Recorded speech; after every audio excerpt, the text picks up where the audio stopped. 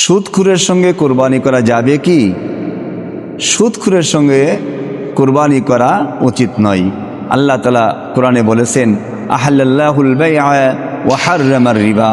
আল্লাহ তাআলা কেনাবেচাকে হালাল করেছেন আর সুদকে হারাম করেছেন।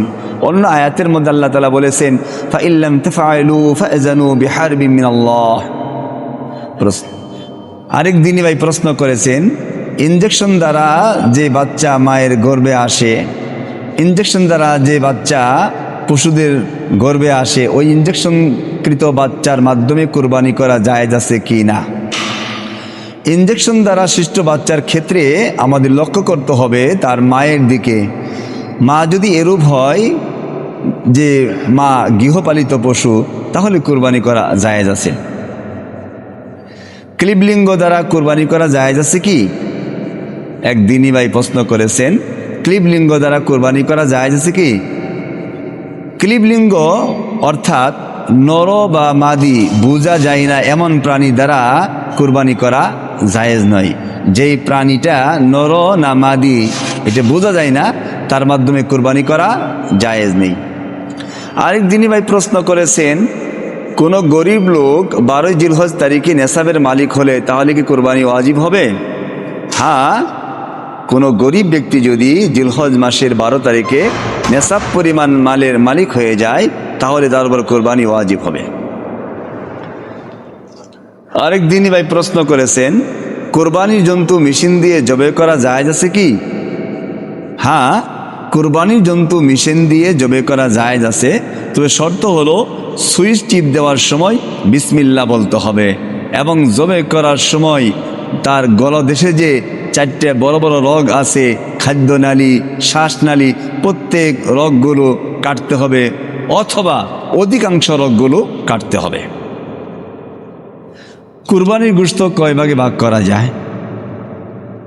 একটি প্রসিদ্ধ মাসালা, কুরবানির গোশত 3 ভাগে ভাগ করা মুস্তাহাব। আল্লাহ রাব্বুল আলামিন পবিত্র কোরআনে বলেছেন, ফাকুলু মিনহা ওয়া আতইমুল কানিআ ওয়াল মু'তার। তোমরা কোরবানিকৃত জানোয়ারের গোশত নিজে খাও, যারা তোমাদের কাছে জানচা করে না, চাই না, তাদেরকেও দাও, যারা তোমাদের কাছে জানচা করে চায় তাদেরকেও দাও। অন্য আরেকটি আয়াত আল্লাহ তাআলা বলেছেন, ফাকুলু মিনহা ওয়া আতইমুল বাঈসাল ফাকির। কোরবানিকৃত জানোয়ারের গোশত তুমি খাও এবং তোমার ফকির, মিসকিন, এতিম, অসহায় যারা গরিব গোরাবা বোকানাঙ্গা আছে তাদেরকেও তোমরা কোরবানির গোশত ভক্ষণ করতে দাও। আরেক দিনই ভাই প্রশ্ন করেছেন, জবেহ করার পারিশ্রমিক গোশত দিয়ে দেওয়া কি যাবে? যারা জবাই করে তাদের পারিশ্রমিক কি গোশতের মাধ্যমে দেওয়া যাবে কিনা একদিনই ভাই প্রশ্ন করেছেন। না, জবাই করার পারিশ্রমিক গোশত দিয়ে দেওয়া যাবে না, তা আলাদাভাবে দেওয়া হবে, তা না হলে কুরবানি কিন্তু মাকরুহ হয়ে যাবে।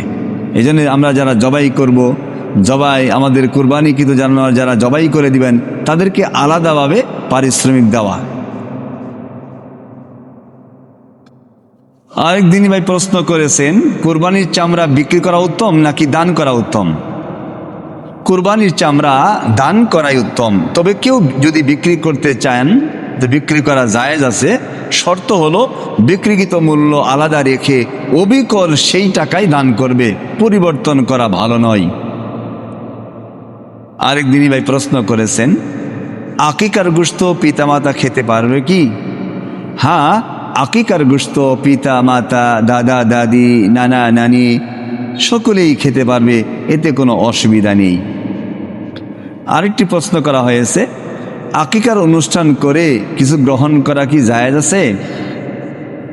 আমাদের দেশে প্রচলিত প্রথা অনুযায়ী অনেক ক্ষেত্রে দেখা যায় যে আকিকার জন্য অনুষ্ঠান করে এবং আমন্ত্রিত লোকদের থেকে কিছু গ্রহণ করে, কিন্তু এই গ্রহণ করাটা বিদআত। এই গ্রহণ করাটা হলো বিদআত, যা বর্জনীয়। আমরা এগুলো থেকে বর্জন করব ইনশাআল্লাহ।